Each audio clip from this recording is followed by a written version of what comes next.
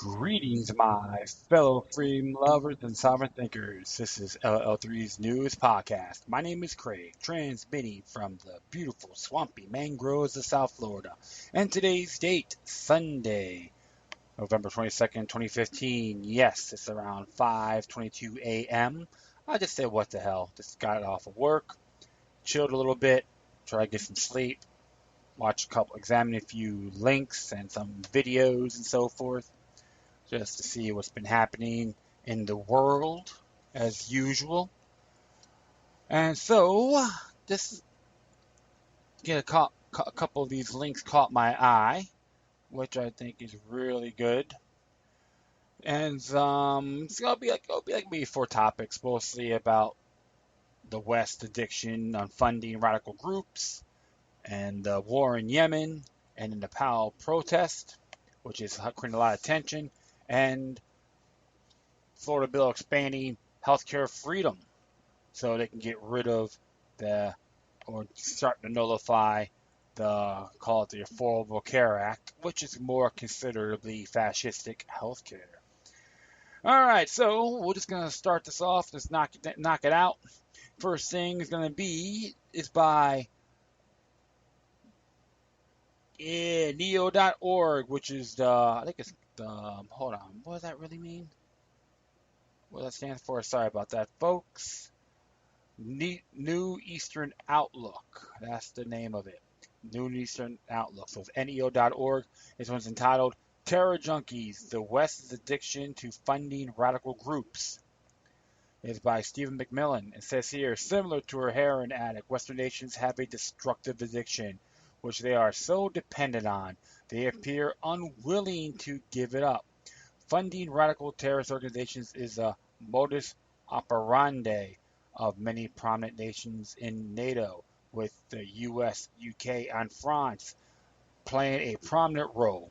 From the Afghan Mujahideen to the so-called Islamic State, ISIS, ISIL, IS, extremist groups have been used as geopolitical tools by the West for decades.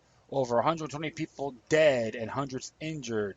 The tragic scenes in France have shocked many people in Europe. ISIS has claimed responsibility for terror attacks in other regions of the globe, recently including in Lebanon, where at least four people were brutally killed.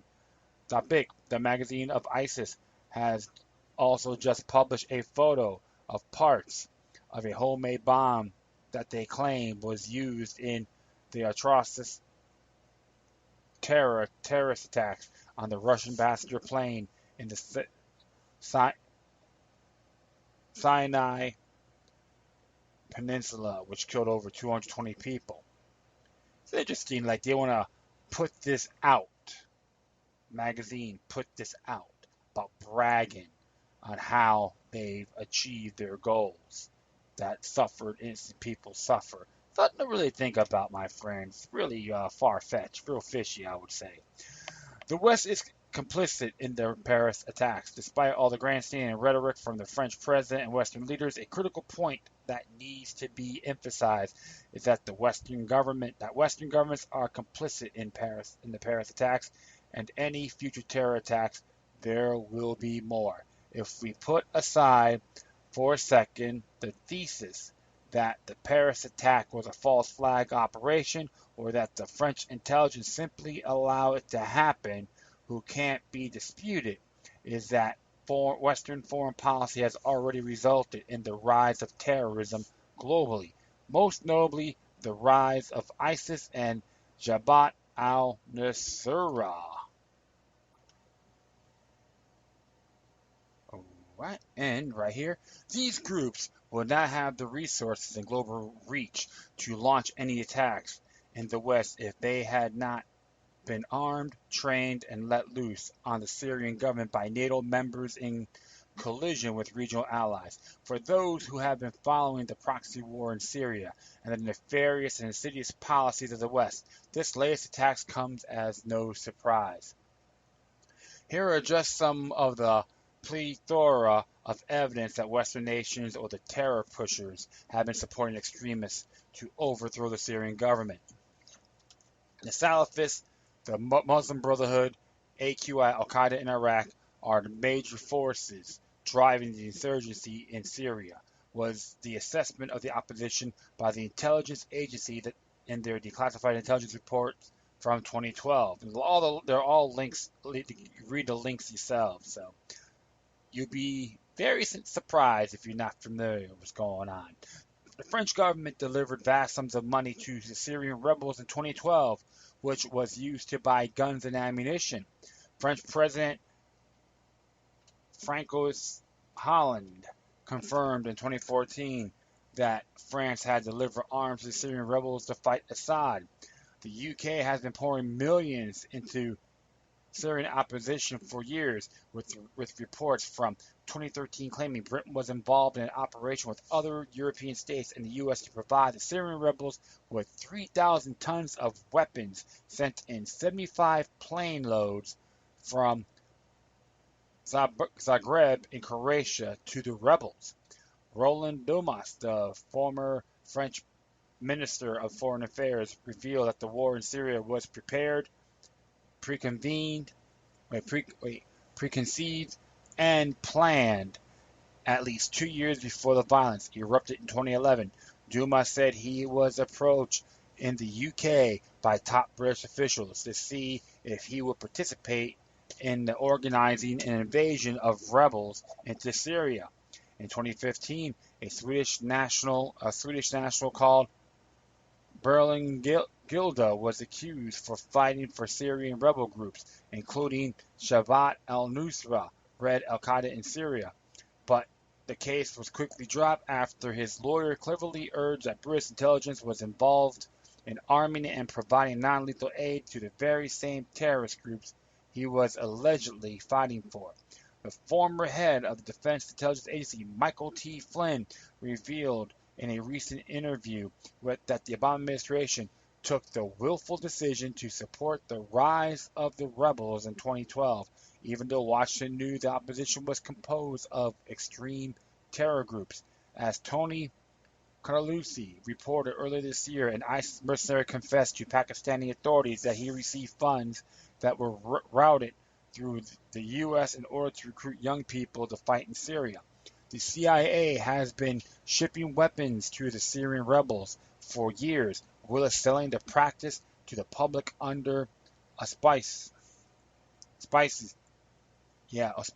of supplying phantom moderate groups.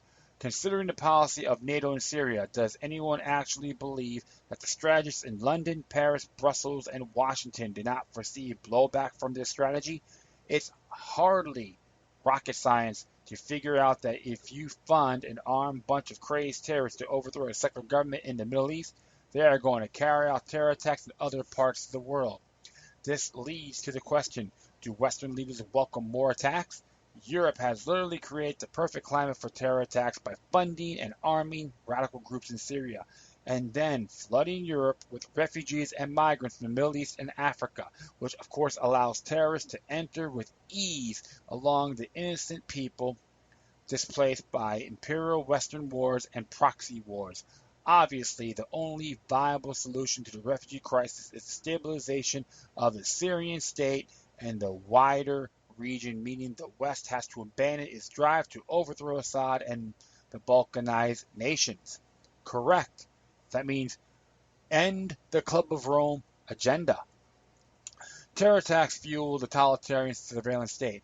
It is clear that Western countries have been using the hoax of the war on terror as a justification to impose totalitarian control domestically, in addition to using it to mobilize public opinion for imperial wars abroad. The US, UK, and France can't justify the despotian surveillance state without terror attacks, and these attacks will allow the government to impose policies that the population would never have accepted prior to the crisis. As the mayor of Chicago and former White House chief of staff to Barack Obama, Rahm Emanuel, stated in 2008, "You never want a serious crisis to go to waste. And what I mean by that is an opportunity to do things that you think you could not do before." Yep, Gonzo himself, the political Gonzo, Rahm Emanuel. Prior to 9/11, the majority of the people in the West would find a pervasive, expensive, illegal, and pernicious surveillance state to be a severe violation of their basic rights, including the right to privacy and the rule of law. After 9/11, the majority of the people in the West will be willing to live in Nazi Germany to supposedly stop these Western-created terrorists from attacking, even though surrendering all of your basic rights to the government does not give you safety or security. Of course, I was proudly opposed U.S. Patriot Act and all the tyrannical referendum to say, we will keep you safe. You know what I say? I don't bend over for anybody. Thank you when it comes to my natural born rights. Snooping by the National Security Agency has intensified dramatically in the U.S. over the past 14 years, according to high-level NCA whistleblower William Binney. The objective of the agency is total population control. The surveillance state in the UK has expanded at an alarming rate since 2001 and has accelerated since the July 7th bombings, or 7/7 bombings in London. Following the Charles Hebdo attacks at the beginning of the year in Paris, the French Parliament has passed a surveillance bill, which allows intelligence agencies to circumvent the need for judicial warrants. Many privacy advocates have rightly dubbed this the French Patriot Act, and we can expect the French government to demand even more 1984-style surveillance powers after the latest attacks. Will the West halt its apparent strategy in Syria? In recent days, there have been a few signs that some Western nations may be finally coming to their senses in regard to Syria, at least, as European powers appear to be edging towards more rational dialogue. Reports suggest that the UK and Russia may begin to cooperate more closely in regard to Syria after the G20 summit, with Vladimir Putin stating that there is some upturn in otherwise frosty relations between the two countries. General Sir David Richards, the former Chief of Defense Staff, also recently urged Britain to work with Assad to defeat ISIS, since attempting to overthrow Assad whilst simultaneously supposedly fighting ISIS is not a plausible strategy. Additionally, Franco's Holland seemed to refrain from outright demonizing the Syrian president in a recent statement, stating that ISIS is the enemy in Syria, although his comments are slightly ambiguous. As Sputnik reported, the French president said during an emergency meeting at the French parliament, in Syria, we're looking for the political solution to the problem, which is not Bashar Assad. Our enemy in Syria is ISIL. Certain forces in Washington are one of the major obstacles to peace in Syria, as the U.S. has not seriously been targeting the group they helped create and are still trying to annihilate the legitimate secular Syrian government. Russian Foreign Minister Sergei Lavrov stated that the U.S.-led airstrikes against ISIS were hitting selectively, I would say sparingly, and on most occasions didn't touch the IS units, which are people of seriously challenging the Syrian army. He adds that Washington's position seriously weakens the prospects of Syria to remain a secular state. Considering the destructive role that the U.S., Britain, and France have played in Syria and in the wider region, it is difficult to believe these countries will truly implement rational and sane policies anytime soon. These powers are just as likely to exploit the recent tragedy to further their belligerent drive for the regime change in Syria and bomb Syrian infrastructure under the guise of fighting ISIS. Hopefully, Russian leadership in the world will encourage the West to move in the direction of sanity. However, I have to agree, because this is nothing more than just trying to control that particular region. And like I said before, and I stress it over and over and over again, I support a republic and condemn an empire. Study the past is today's greatest teacher, right? So this is why I always said in the past, ISIS is a New World Order funded organization, and it's been proven time and time again. And in addition, even some of the mainstream media is saying that as well. This is how we could prevent the Syrian refugees be scattered all over the world. They want to come back in their own homeland. Plain and simple. And that country has so much rich history and heritage Don't destroy it for some fascistic or corporatized benefits. Piss on them. If these people think they're real tough, they just go attack Syria, put them on the front line. Let's see how far they'll go on their own. I'll tell you one thing, the Syrian people will probably would rip them to shreds. So this will always say, yes to freedom, no to tyranny, and death to the New World Order. And I have no shame of saying it. And Steve McMillan is an independent writer and researcher, geopolitical analyst and editor of Analyst Report, especially for the magazine online New Eastern Outlook. So check these sites out, support his work, give him a thumbs up, tell him thank you for putting out honorable information so we all can share. And like I said to everybody, the people in those countries don't hate we don't hate each other. The political figureheads, the NWO manipulators, or the mind control freaks want us at each other's throats. They were very good in the beginning, a while back. However, I see a tide turning. It's going to happen piece by step, baby steps, or maybe some nice steps, manly steps, I would say. So that's all for that. And here's another one here. Came from news.vice.com. Came out a couple of days ago. And originally I got this from a tweet by David Icke from England. Hope, mate. Hopefully you're doing well out there, my friend. So this came from his actual link, but it's news.vice.com. And it's entitled, More than 800 women and children have died in Yemen, and no one has food. This is by Samuel Oakford.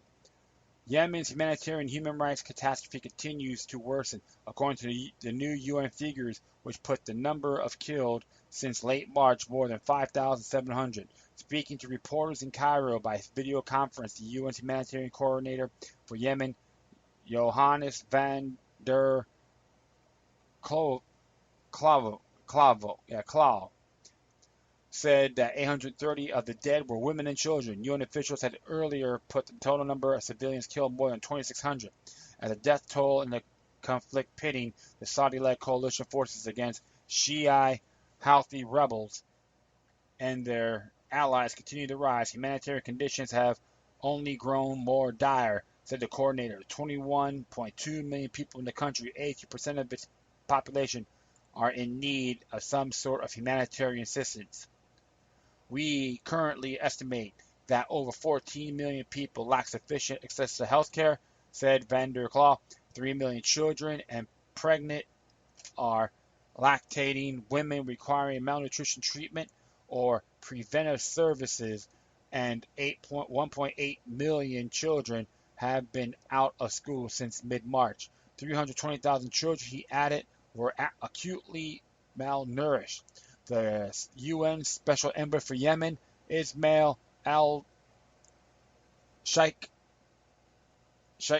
Ahmad, hopefully I pronounced his name correctly, has announced that peace talks will take place in the coming weeks, but observers of Yemen affairs regard the talk with skepticism. Meanwhile, fighting continues to rage, with neither side able to make a decisive breakthrough. In recent months, coalition forces have been augmented by hundreds of Sudanese soldiers. Through it remains clear if the Sudanese troops are currently fighting. Human rights groups have raised concerns about their presence in light of genocide charges leveled against Sudanese President Omar al-Bashir by the International Criminal Court. Since the start of the Saudi-led coalition airstrikes on March 26, the UN has verified a staggering 8,875 reports of human rights violations. Both the Houthis and the Arab coalition have been accused of committing war crimes. In September, Gulf state led by Saudi Arabia blocked efforts at the UN Human Rights Council to create an independent inquiry into crimes committed in Yemen. On Wednesday, Human Rights Watch accused the rebels of employing indiscriminate anti-personnel mines in violation of international treaties. But the UN and human rights groups say it is airstrikes carried out by the Saudi coalition, which has advanced smart weaponry that have killed a majority of the civilians since March just this week. The U.S. State Department approved a $1.29 billion weapon supply deal for Saudi Arabia that includes a type of bomb found at the sites of civilian attacks. Why? Hopefully Congress will slash that out, reject it immediately.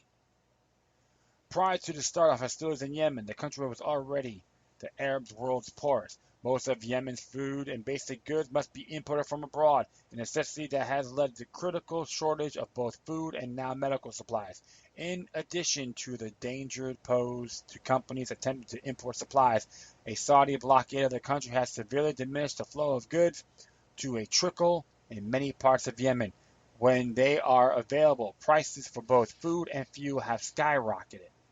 In turn, the pumping and transport of water, which requires fuel, has been severely curtailed. Humanitarian organizations, including Doctors Without Borders, have also accused the Houthis of blocking aid once it has arrived in the country. Last month, the group said rebel fighters had prevented the transport of medical supplies into the hotly contested city of Taiz.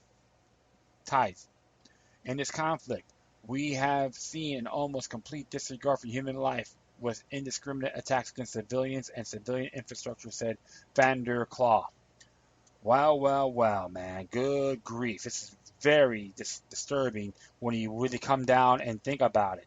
Because the truth of the matter is, my friends, is when you got a lot of these folks trying to take care of their families, their loved ones, and all that, and they're just being condemned like they're pieces of garbage. And the fact is this about Saudi Arabia, they heard about all Yemen attacks them. I don't even buy that garbage because not Yemen, but Saudi Arabia has been treating their people like pieces of garbage. And they say that, like Marco Rubio, and people, oh yeah, well I'm against lifting the embargo because of human rights efforts, but they still want to be lovey-dovey and lick the boots of the Saudi prince. You know what? I'm tired of your hypocrisy. Some of the politicians out there that want to lay down to the Saudi nation, Saudi kingdom, as far as I'm concerned. The people there, I know they're beautiful, they're caring, but when you got some tyrannical pieces of garbage, which people will still want to shake hands and bow down to, man, it's a total insult and doublespeak. This has to stop too. These wars out there need to end. This is not healthy for anyone. It's destroying the nation's economy and suffering people from both sides. Even the Saudi soldiers, there's some probably good folks there too, but they need to tell their monarch to stick it. Put them on the chopping block, as far as I'm concerned, justifiably speaking. All right. Well, next one here. Interesting article. It's about Nepal from the Guardian. Came out I think the 19th, I think. 21st. Yeah, came out. It says Nepal's protests heighten tensions ahead of elections. Protests and logistical challenges are heightening tensions before a scheduled 19 November national poll in Nepal that is seen as critical to the country's stability and development, says analysts. Voters are to choose a new Constituent Assembly (CA), which serve as the country's parliament. The previous assembly dissolved in May 2012 after failing to produce a much-anticipated pro-war constitution.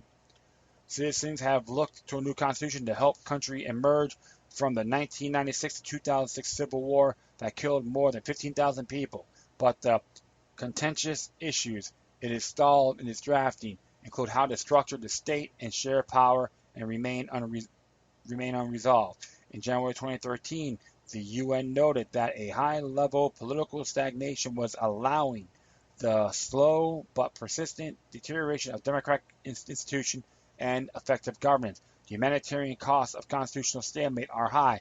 Without it, several pieces of legislation, including the Disaster Management Act and the establishment of a Truth Reconciliation Commission, have been on hold. Meanwhile, logistical challenges and threat of violence loom over the polls. Of the approximately 16 million eligible voters, 12.5 million were registered, potentially leaving a significant section of the population disenfranchised in the next election, warned the Carter Center, a human rights organization whose headquarters are in the U.S.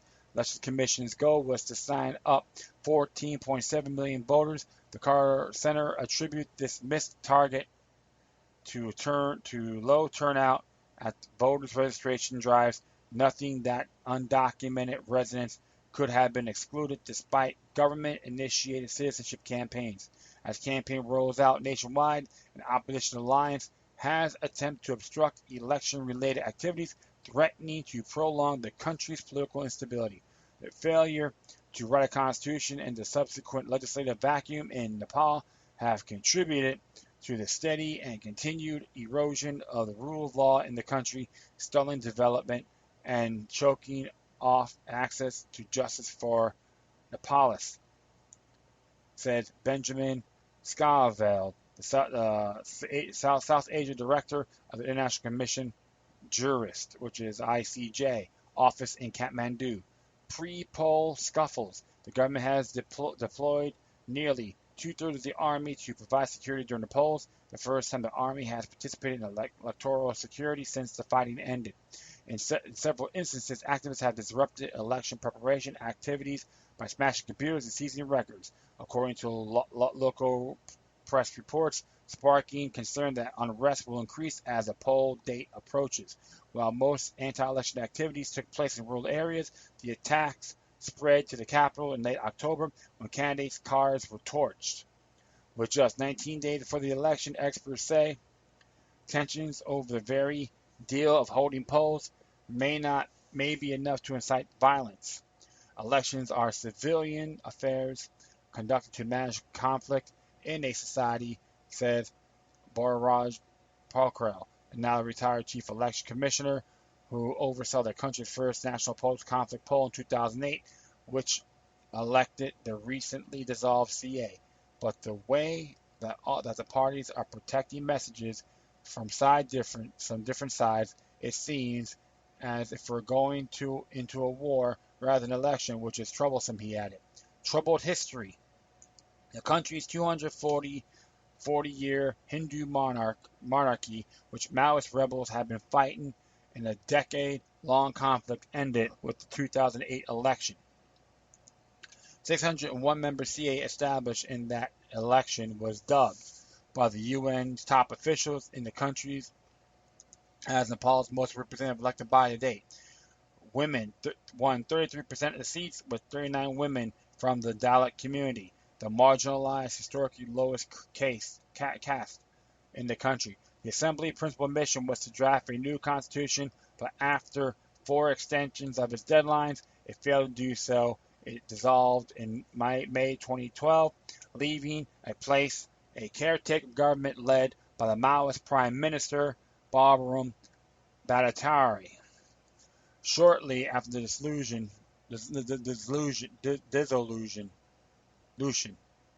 a breakaway party led by Mohan Baidwa split from the mainstream Maoists, accusing the party's leaders of surrendering too much during the peace process, including disbanding the People's Liberation Army. Unable to forge consensus on when to hold elections for a new constitution drafting body, Bhattacharya stepped down in March 2013 in a controversial move. Supreme Court Chief Justice Kishore Regmi became the head of the government. Regmi, with support of the 4 major political parties, announced 19 November poll date, leading the Unified Communist Party of Nepal Maoist, or CPN-M, a breakaway party with the alliance of 33 small parties, to protest against the election. The demonstrators damaged voter registration equipment and burnt copies of the Election Code of Conduct, demanding that polls be called through political consensus. The CPN-M also demanded Regmi's resignation. Talk about an amok government. Preparing for the election. 56 national and international organizations are registering to observe the election. They will deploy upwards of 74,000 poll observers, nearly all Nepali nationals nationwide. According to officials, ballot printing is underway, and initial concerns about printing voters' ID cards have been resolved. We're confident we will find a solution to voter ID distribution issues. We are fully committed to the November 19th date, and Election Commission spokesman Burr Barder Rai told IRIN, while the government promises all voter ID documents will be distributed a week before polls, the Carter Center has expressed concern about the low level of voter education nationwide, covering everything from where to obtain ID cards to where and how to vote. Ha ha. Woo, interesting. Meanwhile, opposition to the election preparation process has mounted, according to a UN report in September. The CPN-Ms and their allies are conducting door-to-door campaigns to dissuade people from participating in the CA election, recruiting so-called youth squads to burn copies of the election code, and enforcing local transportation strikes.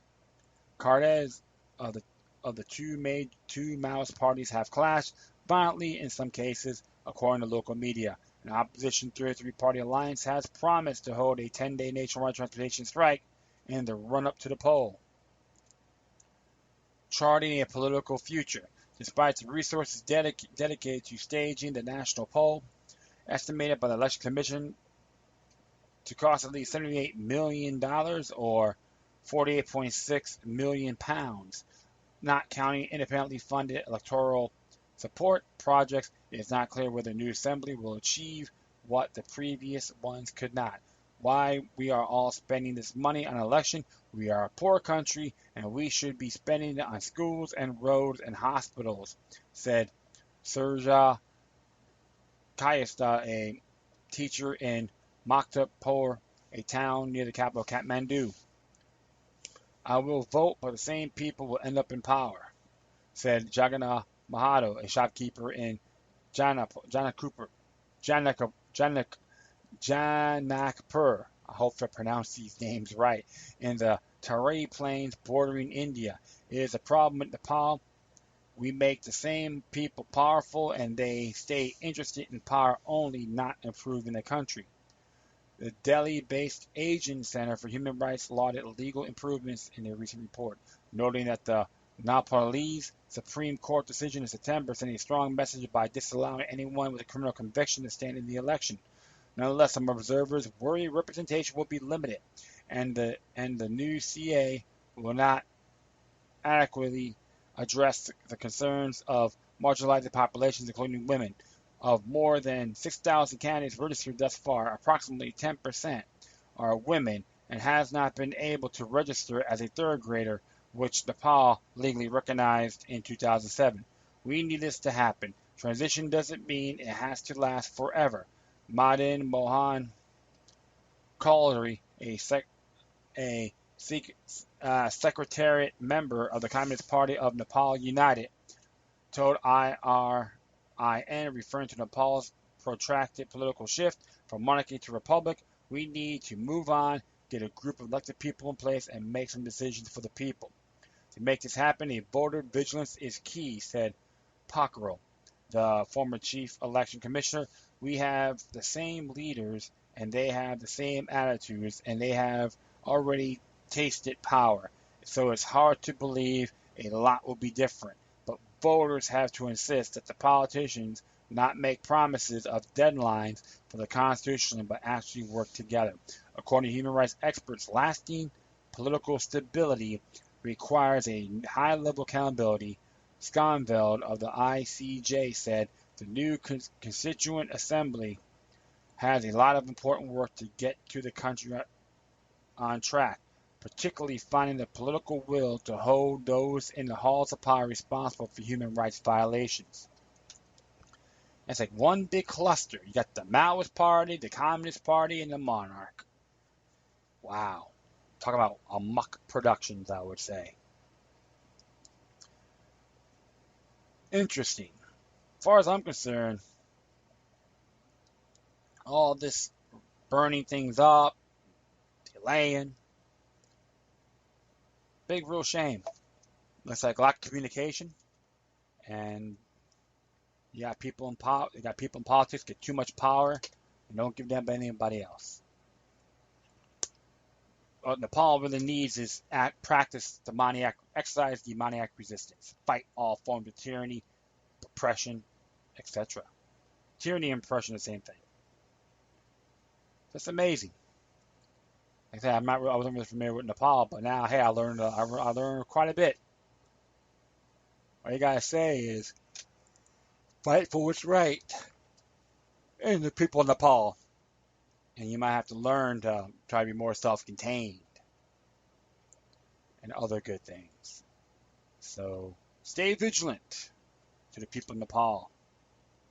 And finally, came from the 10th Amendment Center. This is entitled, Florida Bill Expanding Health Freedom and City States Should Nullify Obamacare Clears Committee. 10th Amendment Center blog. This by Mike Mahari. Came out the 20th. A Florida bill that would help facilitate healthcare freedom and set stage to nullify Obamacare in practice overwhelmingly passed out of a House committee Thursday. Representative Frank Costello introduced House Bill HB 37 in August. The legislation specified that direct primary care agreements, sometimes called medical retainer agreements, do not constitute insurance, thereby freeing doctors and patients from the onerous requirements and regulations under state insurance code. The proposed law stipulates a direct primary care agreement does not constitute insurance and is not subject to the Florida Insurance Code, including Chapter 636. The act of entering into direct primary care agreement does not constitute the business of insurance and is not subject to Florida's Insurance Code, including Chapter.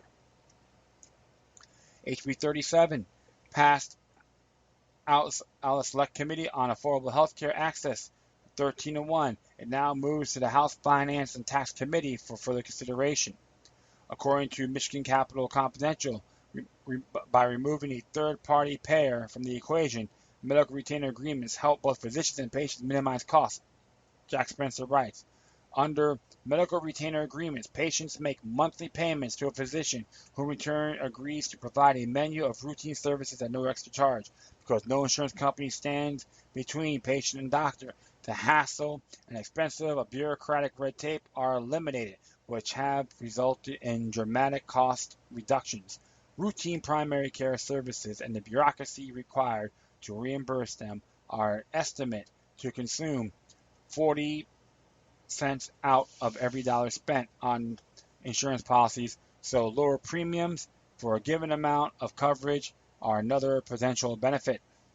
This represents the kind of cost control Obamacare promised but failed to deliver. Under Obamacare, regulations define such programs as a primary care service and not a health service plan, and current IRS policy treats these monthly fee arrangements just like another health plan. Several states, including Idaho, Oklahoma, Mississippi, Texas, and Missouri, passed similar bills in 2015. A first step. Oftentimes, supporters of Obamacare criticize opponents for not having any alternative. Direct primary care offers one. These direct patient and doctor agreement allows a system uncontrolled by government regulations to develop. It makes doctor responsive to patients, non-insurance company bureaucrats, or government rule makers. Allowing patients to contract directly with doctors via medical retainer agreements opens the market. Under such agreements, market forces will set prices for services based on both demand instead of relying on central planners with a political agenda. The end result will be better care delivered at lower cost. A free healthcare marketplace within the state will help spur de facto nullification, the federal program providing an affordable alternative. As patients flock to these arrangements, the old system will begin to crumble. Passage of HB 37 will represent a first step toward healthcare freedom in Florida and will create a stepping stone to further action to nullify the onerous Affordable Care Act. Once in place, Floridians can take further steps to fully extricate itself from Obamacare for good. And it is information on Planet Nullified, PCACA, you can click right there.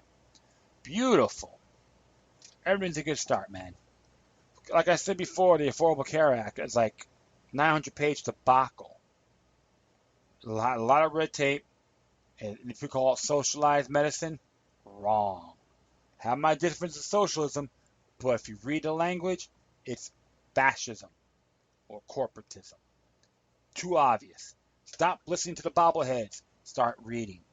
But however, one thing I like is a great move. What happened was the reason why I would say the ACA nullification amendment in Florida, I think it was like 2014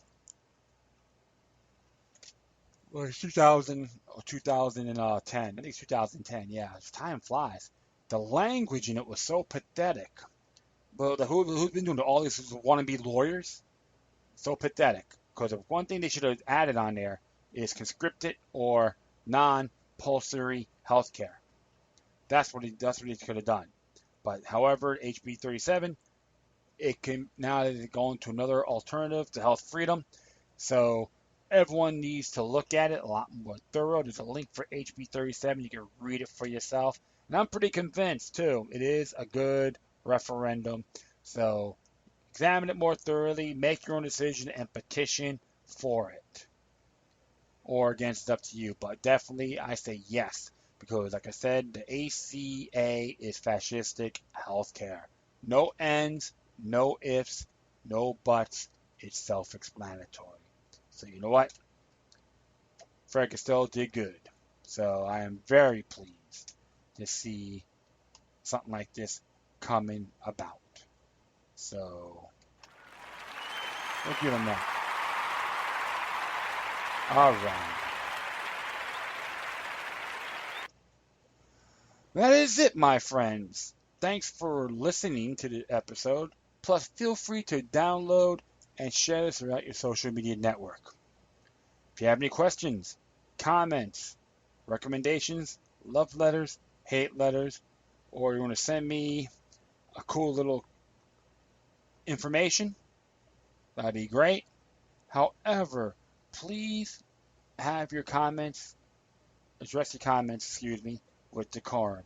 You can hit me on Facebook, Twitter, Google+, Spreaker, iHeartRadio, or World Truth.